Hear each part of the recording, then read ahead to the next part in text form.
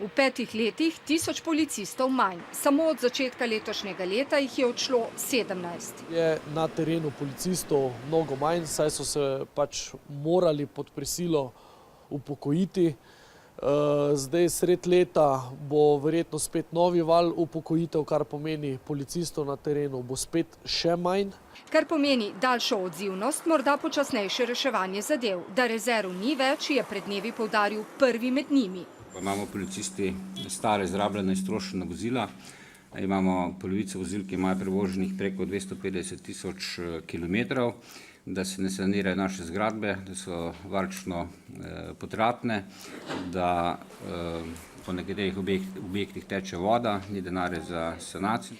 Ta vozila, med njimi tudi najhitrejša, ki jih uporabljajo pri reševanju najzahtevnejših primerov, čakajo na popravilo po 2 in več mesecev. Povprečna starost 8 let. Neurejena ostajajo tudi plačila policistom, ki delajo v zahtevnih in nevarnih okoliščinah. Športne prireditve, demonstracije. Policisti, ne glede na to, ali so pripadniki posebne policijske enote, ali so to torej običajni policisti iz lokalnih okolij, bi morali za enako delo dobiti enako plačilo. Celo predvideni so, dobijo enake pravice in obveznosti, ne dobijo pa enakega plačila. Primer. Policist s 13 leti delovne dobe prejme z vsemi dodatki, tudi nadurami, povprečno okoli 860 evrov neto plače. Tudi zahtevnost dela pripelje do osebnih stisk, celo samomorov, od lani 4 primeri. 2 upokojena, 2 aktivna. In ko smo preverjali podatke in ozadja teh dogodkov, teh tragičnih dogodkov, smo ugotovili, da je ta segment povezan tudi neposredno z službo.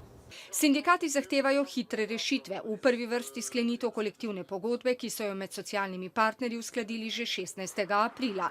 Ta med drugim ureja bolj smotrno organiziranost dela in nenazadnje dodatno jezikovno usposabljanje policistov na narodnostno mešanih območjih.